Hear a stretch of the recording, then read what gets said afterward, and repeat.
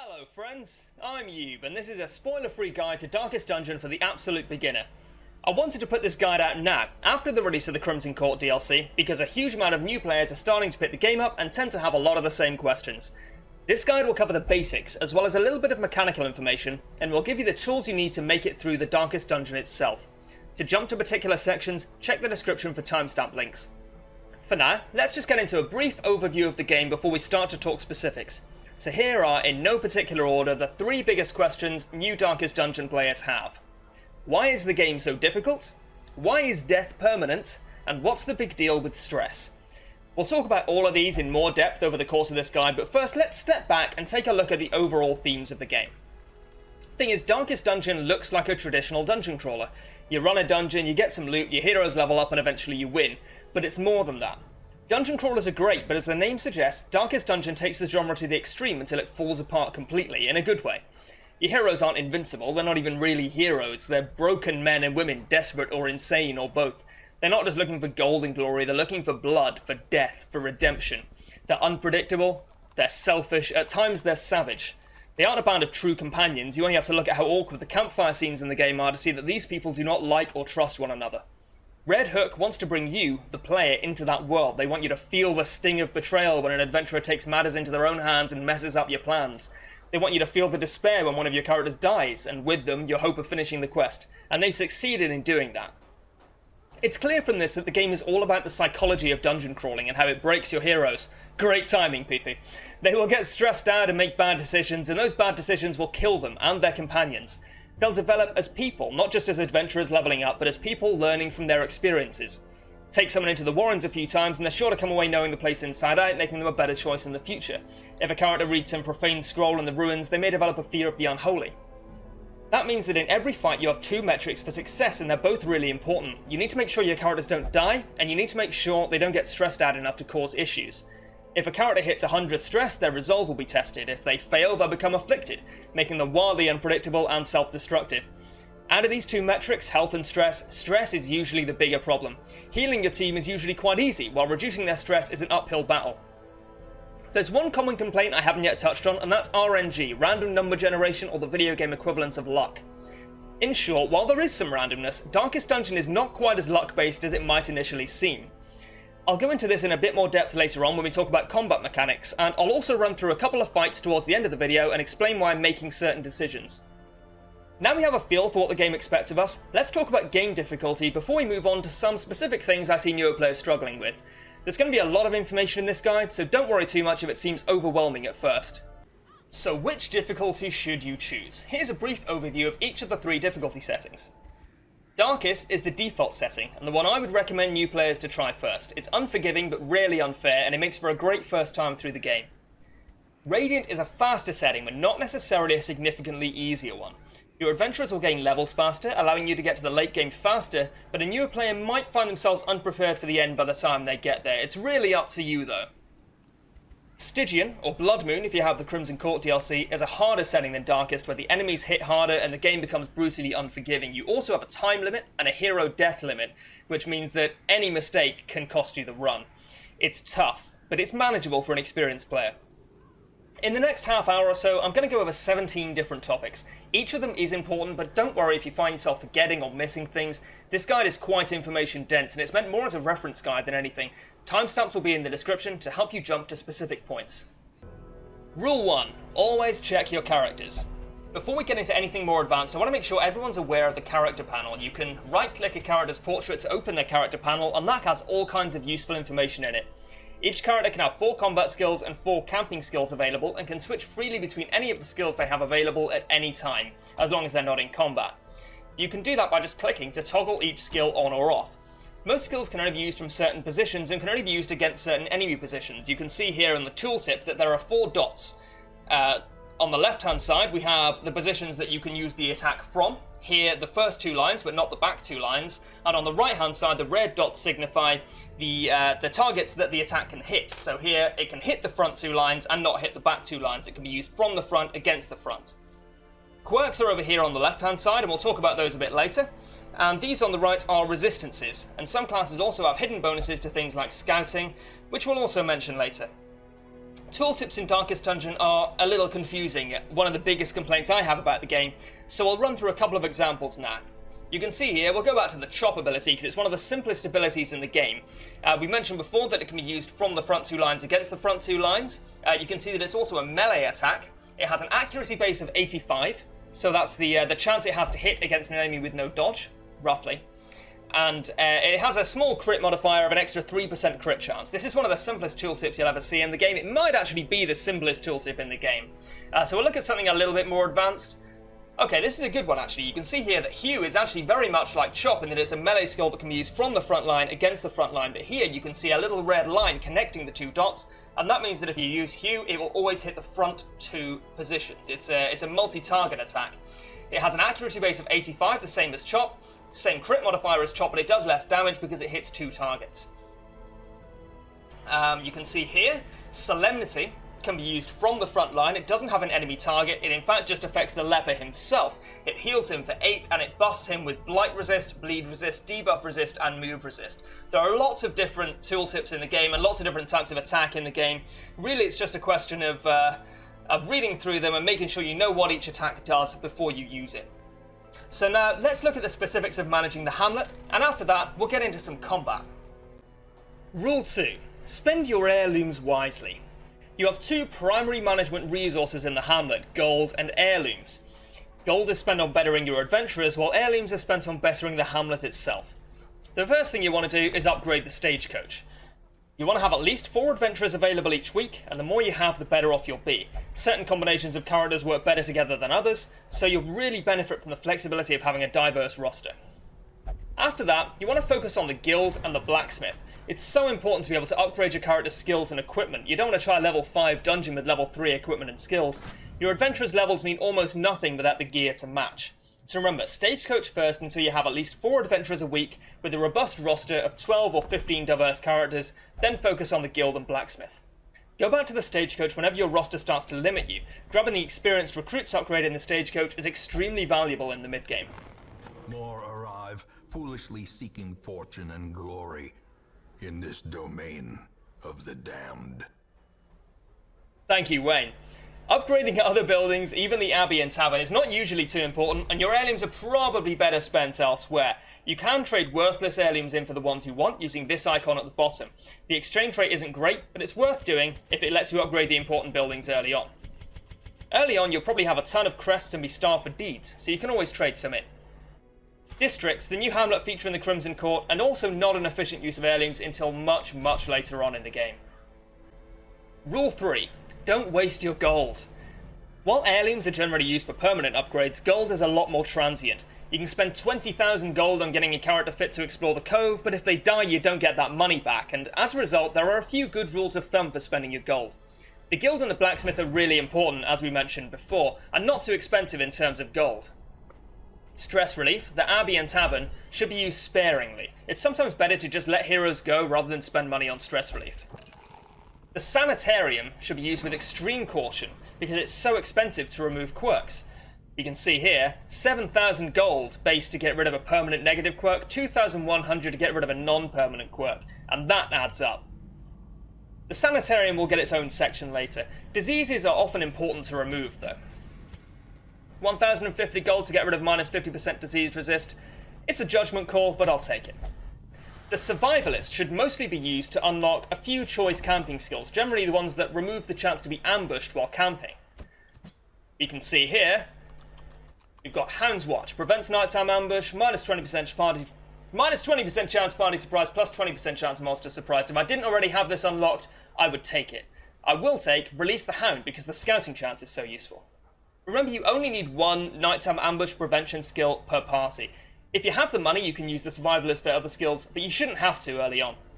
The Nomad Wagon should basically never be used early on in a run. It's kind of a rip-off. Rule 3A. Remember you were a ruthless HR rep. When I say that the environment your characters find themselves in can break them, I mean it. Sometimes a low-level would-be hero will return from their forays stressed out, maybe diseased, or with an array of debilitating personality quirks. You could spend a few weeks and several thousand gold on treating them, or you could shrug, shake your head, and send them on their way. It's often better to just get rid of low-level heroes who can't take the pace, rather than spend a ton of resources on getting them back into service. Adventurers are 10 a penny, and if you have a bad apprentice run, there's usually no reason at all to keep 4 useless, traumatized, broken level 1s on your roster. Rule 3b. Don't worry too much about quirks. Quirks are an important part of the game, but it's easy to fall into the trap of trying to eliminate all your negative quirks as soon as you get them. Turns out that's a fool's game. While your high-level adventurers might benefit from taking off a few choice quirks, it's basically never necessary to worry about them on a hero below level 5. There are really only a few really terrible negative quirks, but even those aren't usually too problematic early on. It's very possible to beat the game without ever touching the quirk system, and there are usually better ways to spend your gold until the very late stages of the game. You're going to want to upgrade skills and equipment on your adventurers almost every time you take them out, and gold will become a seriously limiting resource in the mid-game. Don't spend it on removing quirks unless you really need to. For the record, Curious, Compulsive, Off Guard, and Slow Draw are the general consensus worst quirks, with Kleptomaniac, Phengophobia, and Calm all being annoying to deal with as well. Remove them if you really feel you have to, but you usually won't. So now that we've got the basics of the Hamlet out of the way, let's look at getting our team ready for an adventure. Rule 4. Party composition matters. This is a big one. Party composition in Darkest Dungeon is a deceptively tricky beast. A good starting setup is a frontline melee fighter, 2 ranged fighters, ideally with some blight or bleed capability, and a healer, usually in the back lines. In fact, this composition is the first one you'll use after the tutorial, with a Crusader, a Highwayman, a Plague Doctor, and a Vestal. But it's far from the only option. I personally am most of the way through the game on a run which I'm only using the Houndmaster class, just 4 Houndmasters for everything. Some compositions are fine without a healer, other compositions are more based on marking enemies or on stacking blight and bleed. The important thing is that you don't just throw 4 random classes into, say, the Warrens together. Try to have a general idea of how the party will fit together as a whole before you start. Obviously, this is more difficult early on when you have fewer options and a smaller roster. There are 4 classes that I would recommend new players approach with caution. While they're often powerful, they're difficult and counterintuitive to use. Firstly, the Antiquarian. Let's see if I can find one. I don't have an Antiquarian here, that's a shame. Anyway, the Antiquarian is the only class of the 4 that's legitimately weak. She's very ineffective in most combat situations, but having her in your party will allow you to find and carry more loot. She's not recommended until you're comfortable with the basics of the game. Secondly, the Jester. He's fine if you want him in the backline, stress healing and buffing your party, but a combat-focused Jester requires some planning and some finesse to use well, and only really works in the right party setup. Thirdly, the Abomination. He won't work with religious classes, the Vestal, Leper, Crusader, and the new class Flagellant, and he requires a really good knowledge of skills and synergies to make good use of. You can see here he has all 7 skills unlocked at once and switches between 2 sets of skills. In addition, his refusal to team up with a Vestal means your only real choice of healer is an Occultist, and the Occultist can be a little bit more unreliable. Finally, the new class, the Flagellant, which I can't say, which I don't have any of yet because this is my old save that I've just hopped on to avoid giving any spoilers about the final, about the Darkest Dungeon. The Flagellant loves being damaged and stressed out, which as a new player can be really tough to manage without letting him actually die. He's really underwhelming when he's healthy and happy, and as a new player you probably want to play it a little bit safer than the Flagellant lets you. Obviously feel free to experiment with these classes and try to build a party composition around them. Trying new things is the best way to learn which compositions work and which don't. Remember, you can't permanently mess up your progress in Darkest Dungeon. Setbacks are only ever temporary, so don't be afraid too much to fail. Rule 5. Don't go in naked. This is a quick public service announcement. Don't forget your trinkets. I can't count the number of times I've gone into a dungeon and realised I've forgotten my trinkets. Now, it's worth noting that not all trinkets are good. Not all trinkets are even better than nothing. Most of them come with some kind of drawback, and that may even make them worse than useless, but you should be checking your trinkets each time before you embark. To use a trinket, open the character panel and the trinket window at the same time, and simply drag the trinket into the slot. You can hit the Unequip All Trinkets button here, and that will unequip all trinkets equipped on anyone in your roster or party. So if I click this now, you can see several trinkets were instantly recalled to my inventory. If I want my man-at-arms if I want him to be less stressed out, I can give him the Solar Crown, and that will reduce his stress when the torch is high. I can also give him a Speed Stone to increase his speed. I can give him more bleed resist. I can give him more bleed skill chance. There's lots of different trinkets around, and the ones you can see now are some of the most common ones you'll find in the game. So play around with trinkets and find ones that look good. This is also a good time to talk about provisioning. Now, we have got a window here which has told us that our party's not fully outfitted with trinkets. This is enabled by default in the options menu, I think. However, it does not show up for level 1 missions, so it's not really particularly helpful for new players just starting out who really don't want to be forgetting their trinkets. We'll embark for now. Now, provisioning is as much art as science, but as a rule of thumb, you want 12 food per campfire plus 8. And this is a personal preference thing. That's a benchmark that I personally use. You'll probably find what works for you as you play more in the game. So we have no campfires here, so we'll take 8 food. In a short mission, you'll want 8 food. For a medium mission, 20. And for a long mission, 32. Like I say, just personal rules of thumb. Something you will probably want to be in the same ballpark. But what works for me may not necessarily work for you if you prefer healing outside combat or you don't heal as much outside combat as me. Now, my benchmarks for medium and long missions are pretty close to the maximum you can take. If you want to take lots of food at once, you can just shift-click and that will instantly buy an entire stack. Food is cheap, and you can use it to heal your characters between fights. So just make sure you've got enough to deal with random hunger checks. Torches are less important. I usually take 8 torches plus 4 for every campfire, so 8, 12 and 16 for short, medium and long missions respectively. However, you can get away without taking any torches, and as you improve at the game, that can often be the right call because when it's darker, you get more loot. You will always want at least 2 shovels, even in short dungeons, more in longer ones because having to clear obstacles by hand is catastrophic. You'll always want at least 1 key as well to access the secret room that I'll talk about later. Other provisions are generally more specific to each zone. In the Warrens you want more medicinal herbs, in the Weald you want antivenom, in the Cove you want bandages, and in the Ruins you want holy water, but each zone has some use for each of those provisions. Okay, so now we're actually in a dungeon.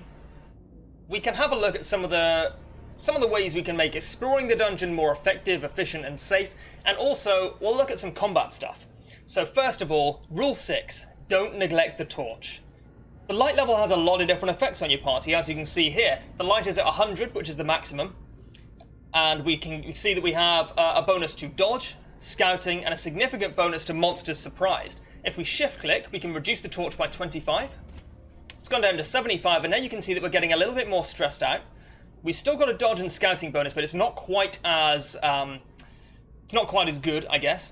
And the monster surprise bonus has also gone down a little bit. When we get down to 50, we're getting a lot more stressed out. Monsters get significantly more dangerous. We're more likely to be surprised, but so are the enemies to an extent. And we're getting a little bit more loot. Down to 25, it's now dark. We're being really stressed out. Monsters are a lot more dangerous. We're more likely to be surprised, but we get significantly more loot. And when it's pitch black... Darkness closes in, haunting the hearts of men. Not only does the music pick up, we get so much more stress. Monsters are seriously dangerous. Our heroes are much more likely to be surprised, and we get so much more loot. So, for now, we'll go back up to Radiant. Is struck. A blazing star is born. Just for demonstration purposes, some players, myself included, do like to do completely torchless runs because the loot you get is so much better. You lose all the loot if you die, though, and it's much easier to get one shot or whittled down slowly even in the dark. Stick to 100 light for now until you're comfortable with it. Bring the light level down in future if you feel up to the challenge. And remember, each torch gives 25 light, so getting from 0 to 100 just took 4 torches. Rule 7. Learn your curios. Curios are the objects you find scattered around the dungeon in rooms and corridors, like this one. Clicking on the curio brings up this display and gives you a range of ways of interacting with them. Interacting with trinkets can cause a wide variety of positive and negative effects depending on how you do it. There are lots of resources available online that allow you to instantly look up Curio Interactions and what they can possibly do, but I'm not going to link them because, personally, I think it's more fun to learn by trial and error. Using provision items like antivenom, torches, or even the Houndmaster's dog treats on a Curio can allow different interactions to take place. Like I say, I'm going to be a sportsbot and not give you any definite answers. Trying to work out which Curios require which items, a lot of which is common sense, is part of the game. And for example, a shovel or a key here, I'll give you one answer, a shovel or a key here will give you slightly different results, but both of them will give you loot. So I'm going to use a shovel here. And we smash the cabinet open, and we get a shed load of loot. Rule 8. Make the most of the campfire. When you camp, you're given the choice to eat nothing, Circle in the dark. The battle may yet be won. Oh, Wayne. I was going to turn Wayne's voice off for this guy, but I couldn't bring myself to do it. Anyway, when you camp, you're given the choice. You can eat nothing, you can eat a little bit, you can eat just about enough, or you can feast. And generally it's better to eat just as much as possible unless your adventurers won't benefit at all from it. It's some of the most reliable healing and stress relief you'll find, so make the most of it. Here we have Everyone's a little bit stressed out except our Plague Doctor. We're not going to heal. I would still eat for 8 here because the stress relief is just so worth it. Now, when you camp, you're given 12 units of respite, 12 time units, they're often called, and you use these to use camping skills. Each camping skill has a time cost associated with it. You can see here that, for example, Wound Care has a time cost of 2, Self-Medicate has a time cost of 3, and camping skills are divided roughly into 4 categories, with some overlap between them on some skills. The first category is combat buffs, like Reflection, which is both a combat buff and a stress relief skill. Gives us 10 accuracy and 5% crit for 4 battles, and reduces the leper's stress by 20. So that's a good example of categories 1 and 2. Combat buffs being category 1, and category 2 being stress relief and healing. So Wound Care is another really good example of that. The third is something that I would call adventure buffs, like Release the Hound with the Houndmaster. They would improve your scouting chance, your surprise chance, basically making your journey through the dungeon a little bit easier by allowing you to see what's coming up ahead. The fourth category is the most specific and, in my opinion, the most important: skills that prevent a nighttime ambush, like Bandit Sense. This prevents a nighttime ambush, and it's also a great skill because it increases our surprise bonus, reduces our chance to be surprised, and makes the enemies more likely to be surprised. If you don't use one of these skills that prevent a nighttime ambush, your party can be ambushed while camping, as you might expect. That would force them into a battle and mess up their formation. That would happen when you press the rest button that's going to come up here in a second. Oh no, I just clicked it. Well, anyway, the rest button comes up there, and if I hadn't used Bandit Sense, I would have a serious probability of being ambushed. That would force me into a battle, mess up my formation, and probably undo all of the good work I put into healing and stress relieving my dudes around the campfire. And that can end your run outright, especially if it's already towing the line between success and failure. Unlocking camping skills at the Survivalist in town is worth taking a look at if you have the gold to spare. Adventurers can have 4 camping skills unlocked at once, but they only start with a random 3. Rule 9. Don't underestimate scouting.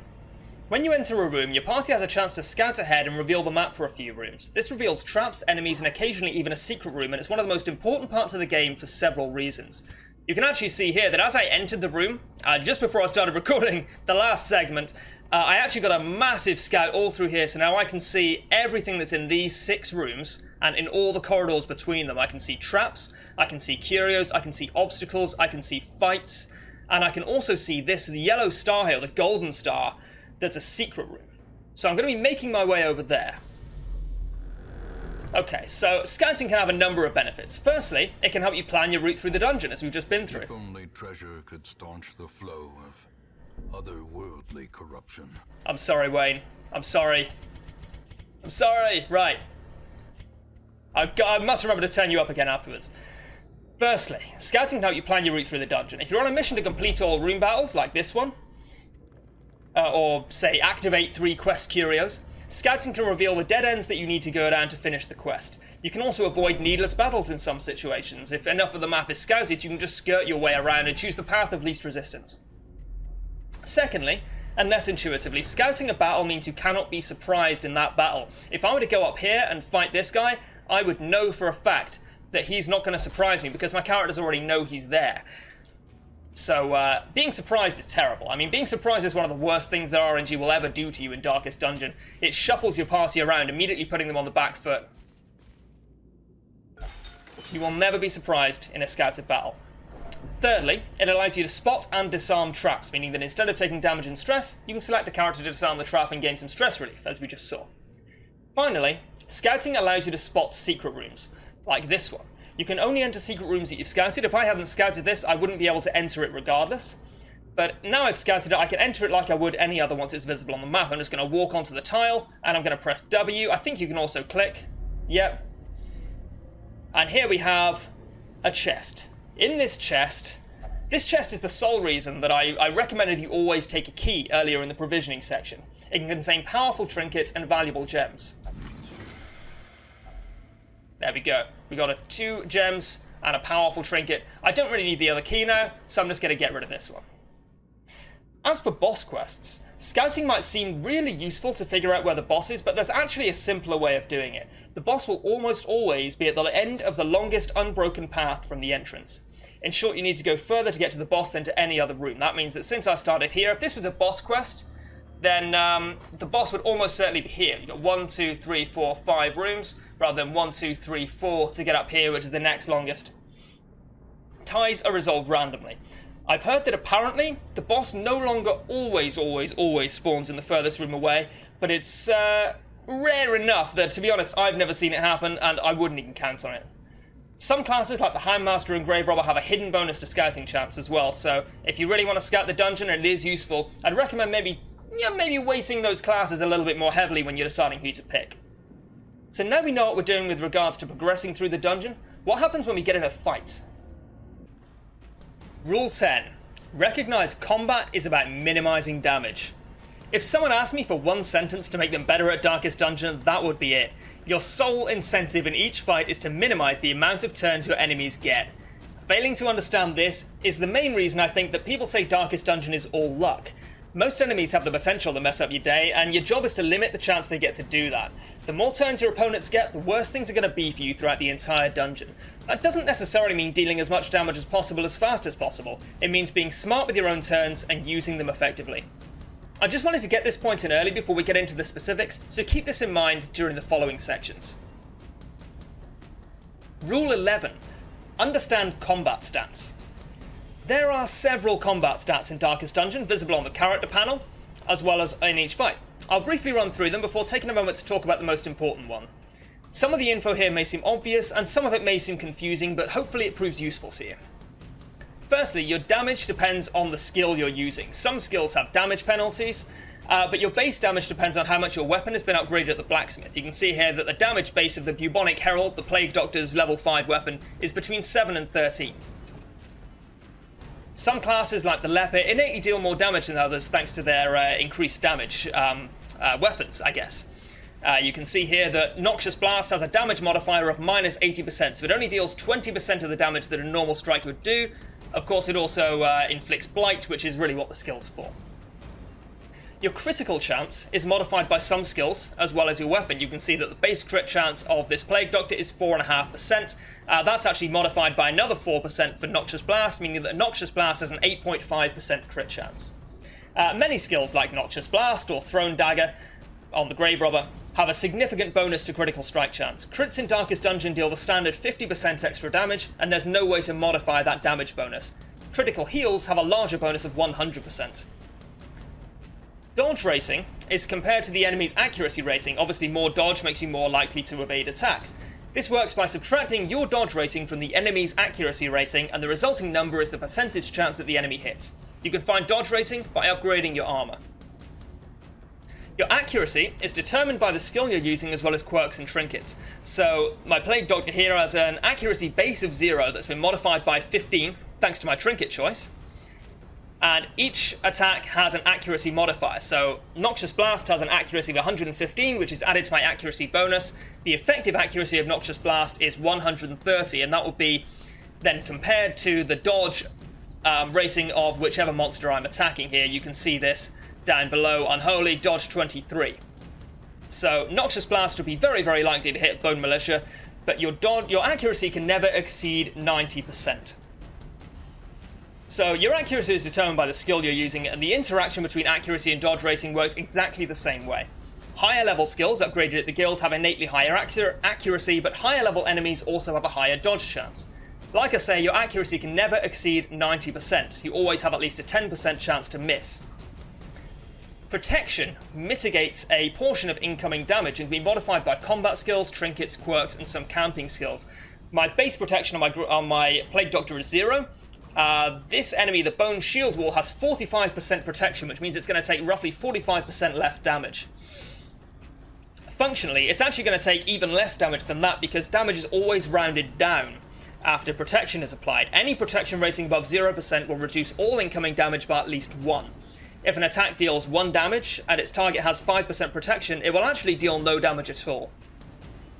Speed is the most important of these stats and the most confusing, so I'm going to talk about it in a little bit more detail. Rule 12. Remember, speed matters. Speed is quite an arcane stat. It's really important, but how it works isn't intuitive at all. As you might expect, it dictates the order in which characters and enemies take their turns. Generally, you want all of your characters to have as much speed as possible. It's maybe the most important single stat in the game, even more important than anything except maybe accuracy, and that's a debatable point. That said, you will often find an enemy with, say, 2 speed, taking a turn before your character with 5 speed. That's because at the start of each turn, each character and each enemy rolls an 8-sided die, and the result of that random roll is added to their speed stat. If the 2-speed enemy rolls an 8 and your 5-speed character rolls a 3, the enemy's going to get to go first. They effectively have 10 speed for that particular turn, and your character has 8. The mechanics don't matter too much at this point, but be aware that having a higher speed stat functionally just makes your characters faster on average. It's not set in stone, and luck does play a large part. There's a lot of variance. The stat is really, really important though. Every time your character kills an enemy before the enemy's current turn, your speed stat has saved you damage and stress. Rule 13. Spike and sustain. Ideally, your characters will get the jump on their enemies quite often. This is made much more likely by scouting and by certain camping skills like Bandit Sense here. We've got a surprise bonus and it seems to have paid off for us here. You can see by the orange exclamation marks here that the enemies have been surprised. If the enemies are surprised, all 4 of your characters will be able to take their turns before the enemies do, so we know for a fact that all 4 of these guys are going to get a hit in before these guys do.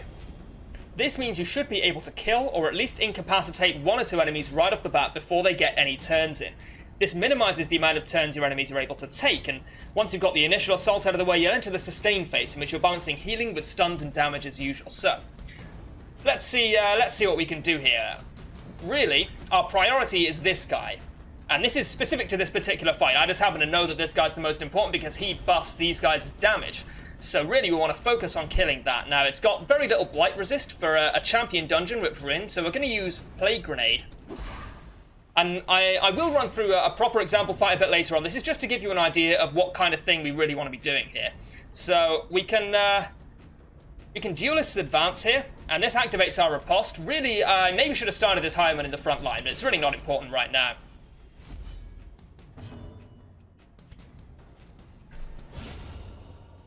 And unfortunately, we don't really have the opportunity to kill this yet, so I just took the option that we had, and that was to kill rank 2. We can't even stun rank 3, or which is now rank 2, so we'll instead stun rank 1. And we'll talk more about stuns a bit later.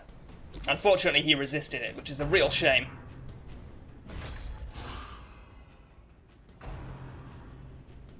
So now that we're out of the spike phase, we've done our initial damage, and we're now settling into the sustain phase. In our sustain phase, we're really just looking for damage control. We're looking to stun these guys as much as possible, and we're also looking to do as much damage as possible and prevent them from getting turns in, which, as we said, is really the main point of Darkest Dungeon. We're also going to talk about the importance of throughput versus nuking here. Multi-target skills will often do more damage than single-target ones, but the damage they deal is spread out across several targets. Usually that's a bad trade. You want to nuke down a single target far more often than not for the reasons we've just discussed. It's better to have 1 dead enemy than 3 mildly wounded ones. You can use multi-target skills to finish off wounded enemies while still dealing damage to others, though. Rule 14. Prioritize your damage. This comes back to what I was saying earlier about fighting smarter, not harder. You don't necessarily want to just do as much damage as possible. You want to make sure your damage is going to the right place, and usually that place is the back line, or the back 2 lines. As a general rule of thumb, you are going to want to hit the back line in the majority of the time. I said earlier that stress is a bigger problem than damage, and most stresses tend to be hidden away at the back. This really does come down to knowing the enemies, though. I could give you a big list of which enemies are the most dangerous ones, but like Curio Interactions, it's not really in the scope of this guide. Just be aware that killing stresses first is usually a good idea, but it depends on the fight, your party composition, and your character's relative stress and health. It's a judgment call, and it's one you'll get better at making the more you play. Rule 15. Stuns are overpowered. This is a mantra in Darkest Dungeon. If our main goal in combat is to minimize the turns our enemies get, stunning an enemy is almost as good as killing it.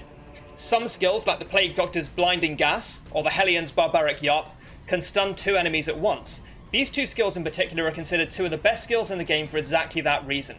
Combined with Bleed or Blight, stuns can turn a losing fight into a resounding victory. Now it's worth noting here that although Blinding Gas usually hits 2 targets, it's only going to hit 1 here because rank 4 is empty. This guy's in rank 3, there's nothing in rank 4, but we're going to do it anyway, and we have a really good chance of stunning him.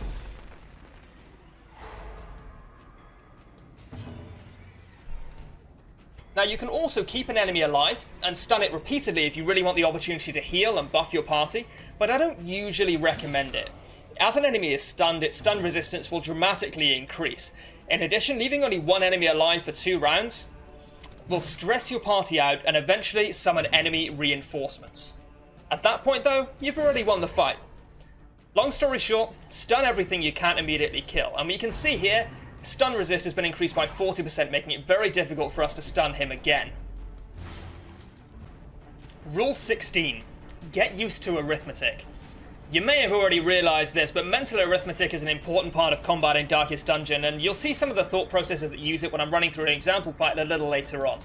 Each attack has a damage range, and you should be able to work out at a glance roughly what your chances are of killing the enemy you're targeting. So, if I use Noxious Blast here, I can see that my hero damage, 2 to 3 here. You can see that it's the golden text in the middle on the right. I could highlight it, but I can't move my cursor or it'll disappear. The HP of the enemy is 22, so obviously we have absolutely no chance of killing it at all. Yeah, some things are a little bit closer. If I have, say, a 70% chance to hit and a damage range of 12 to 18, I'm very unlikely to kill an enemy with 17 HP. This one might be a bit closer. Yeah, okay, so it's got 19 health left, I've got a 72% chance of hitting, and if I do hit, I'll deal between 13 and 23 damage, unless I crit, which is also quite likely, in which case I'm guaranteed to kill it. You can see it's a bit of a judgment call here. There's a lot of parameters in play. So really it is just a case of, yeah, you know, do you want to play it safe or do you want the chance of a big win on critting an enemy down from 40? Here, we didn't kill it, unfortunately, but it was already blighted. If an enemy is blighted or bleeding, they'll take damage before their next action. That means if an enemy is bleeding for 3 and they're at 15 HP, I only need to do 12 damage to them to functionally kill them. And we just saw that come in because our enemy was at slightly higher health than the damage we did, but before its next action, it's going to take another 6 damage. So functionally, we have killed it. We can now ignore this enemy, because before its next action, it's going to take 6 damage. If an enemy is stunned, obviously you can double that amount. They will bleed for, say, 3 damage, miss their turn because of the stun, and then before they get chance for another action, they'll take another 3 damage and bleed out. Arithmetic also comes in when trying to hit an enemy with a status attack like a debuff, bleed, or stun. Your skills have a base chance to inflict that status, and the enemy has a resistance to it, which we saw earlier. We were able to stun this guy, but we couldn't stun his friend. Both of these are expressed as percentages. The enemy's resist chance is subtracted from your infliction chance, and the resulting percentage is the actual chance you have to inflict the status. So here he's got a 73% chance to stun. We can see our stun chance here is 140%. That means that we're very likely to stun it. You'll often find yourself mentally calculating things like that, like, alright, I have a 164% base stun chance, plus 40% from the Trinkets, so that's 204%, minus the enemy's 159% stun resist, so I have like a 45% chance to stun, assuming that I hit. This is the kind of call that eventually becomes second nature, but might take a little while to get used to, and it might seem overwhelming a little bit at first. Don't worry if you find yourself making mistakes with it. Rule 17. Experiment with more advanced mechanics. There are a few mechanics that I haven't touched on yet, although we did see a couple of them come in earlier. The 3 most important of these are marking, guarding, and riposte. These are relatively advanced techniques that experienced players will use to great effect, but new players shouldn't shy away from them either. Let's go over them very briefly. I won't get too in-depth because strategy talk is, again, outside the scope of this guide. Marking an enemy causes some skills to deal massively increased damage to it. We can see the pistol shot here. You can see right at the bottom of the tooltip it has a plus 25% damage against marked enemies. Marking skills, we haven't got any on any of these guys at the moment, but they usually do come with defensive debuffs that reduce the enemy's protection or dodge chance. Guarding allows one character to take a bullet for another. Enemies will often guard as well. Enemies can also mark and riposte, but guard is the most common of these mechanics. Guard skills also sometimes come with defensive buffs like protection or even dodge. Riposte is a buff that causes your character to counterattack against enemies. We saw this earlier. Duelist Advance is a riposte skill.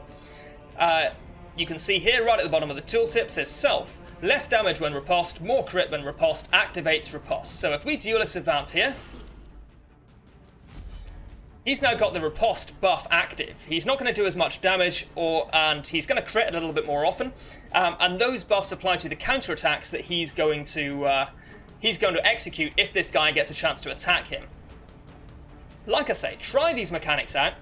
and see what you can do. See what you can make happen. You can even build entire teams around this, around these mechanics, particularly marking.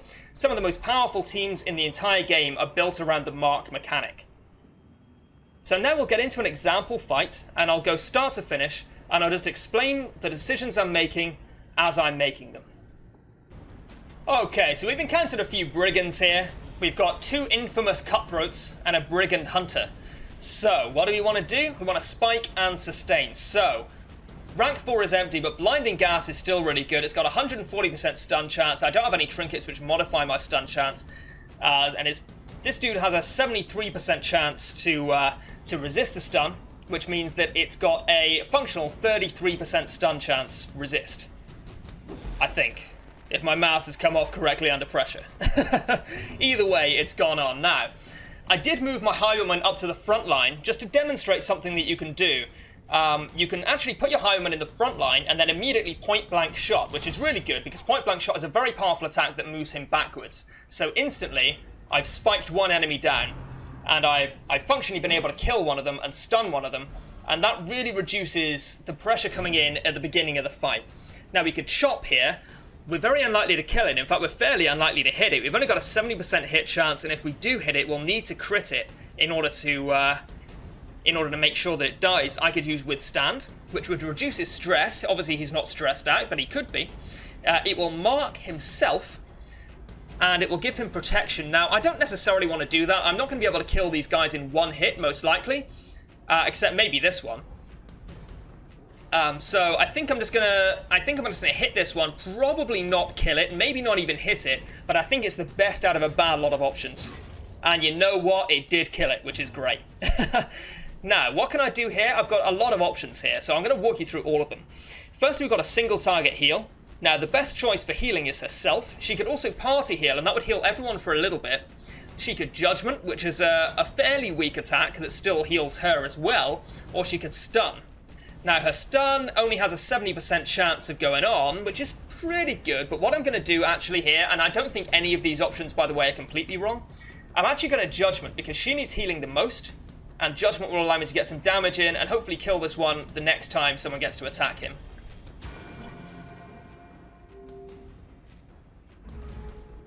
Now, because it's only got a speed of 5, yeah, we should very easily get 1 or 2 attacks in before it. So I could Duelist Advance here, and we could just get into a pattern of going point-blank shot, Duelist Advance, back, forward, back, forward.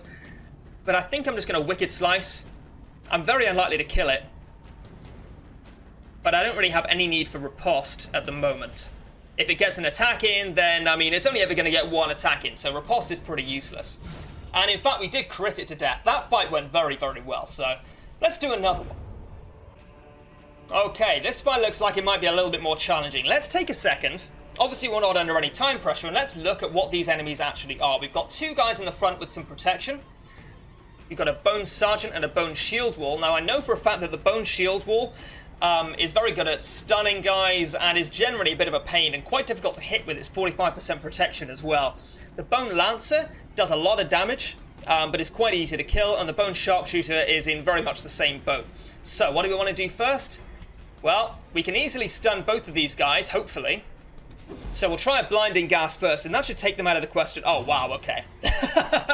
Okay, so that was extremely unlucky. I should mention, by the way, that before I click the record button, because I'm a real professional YouTuber, this guy actually got an attack in first, so we have missed 1 attack. I think he hit the leper for a little bit of damage.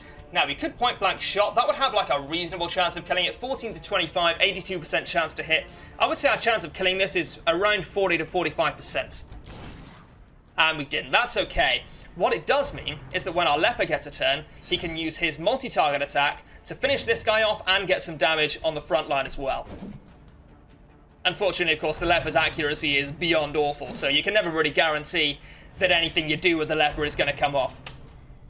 You can see here that, and this will happen to everyone sometimes, the spike phase of our battle didn't really go according to plan. We weren't able to mitigate any damage, and we weren't able to cause much more than a little bit of damage to our enemies here. So, what am I going to do? I'm going to Blinding Gas and try to get the stun on these guys again. Okay, it stunned one of them. That'll do. I'll take it. And we will try to hew again. If the hew connects, then we'll kill this guy, get some damage on this guy. If it doesn't connect, then, I mean, its accuracy is the same as Chop, so we can't guarantee that anything's going to hit, really. We could Purge, but that's pretty bad as well right now.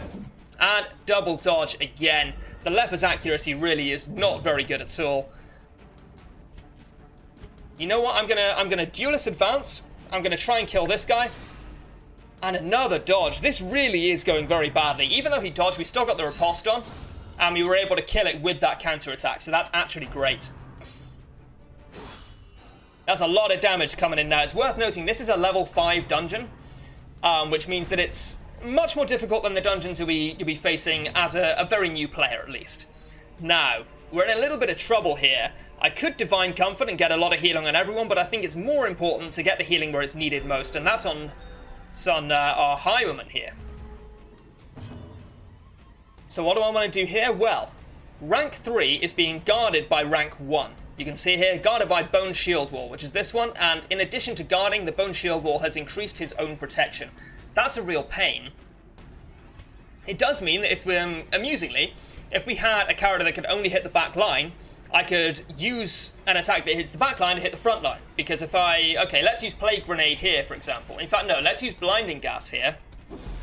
Rank 1 will jump in front of rank 3, even though the attack couldn't possibly have targeted rank 1. So, if an enemy's being guarded, that can actually be a good thing. Usually, however, it's a pain. What can I do with Flagellant, the Highwayman? Well, I have a very, very low chance of being able to hit this. My only real option is Wicked Slice, so I think I'm going to have to Wicked Slice rank 2, get some damage in, and hopefully kill it on the next turn. If I hew here, I've got a reasonable chance of killing it, but it's not quite enough. If I chop, then I've got a 73% chance of killing it, and I think it's more important to have that certainty of killing it, or relative certainty. And in fact, we did hit. No, Meatloaf said 1 out of 3 ain't bad. Now, what can we do here? Everyone's at roughly the same kind of health here, so I think it's reasonable to Divine Comfort, since no one's in real trouble. And in fact, we got, 6 healing on everyone is really, really strong. That was a perfect riposte. He dodged and then counterattacked for 8. And we will actually Noxious Blast this. Because it's got 70% protection, we'll use Noxious Blast just to make sure that it's taking some damage, because Blight and Bleed aren't affected by protection at all. And we'll Point Blank Shot because it's the best option we've got. Now, I know some of this stuff may seem confusing if you are a new player watching this, but it is all stuff that you will pick up as you go along, and I'm sure there are better players than me who would take issue with the way I'm doing things here. It's just the way it goes in all kinds of strategy games, and everyone has different ideas on how to do stuff. And strategy games are known for being somewhat difficult to learn right out of the gate, because you don't have any real context for why people are doing certain things. So apologies if this is a little hard to follow. Now, I could Noxious Blast this guy, but he's already dead. He's got 6 HP, he's going to take 6 damage before his next attack. We don't need to worry about him, so instead I'm going to stun rank 3.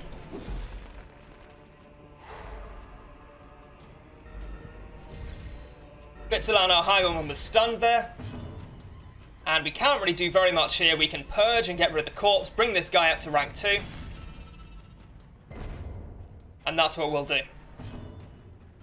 Now, because our Vesta was brought up to rank 3, she's got 2 options. She can Divine Comfort and get healing in on everyone, or she can move backwards. I'm going to Divine Comfort, because the fight's almost over anyway.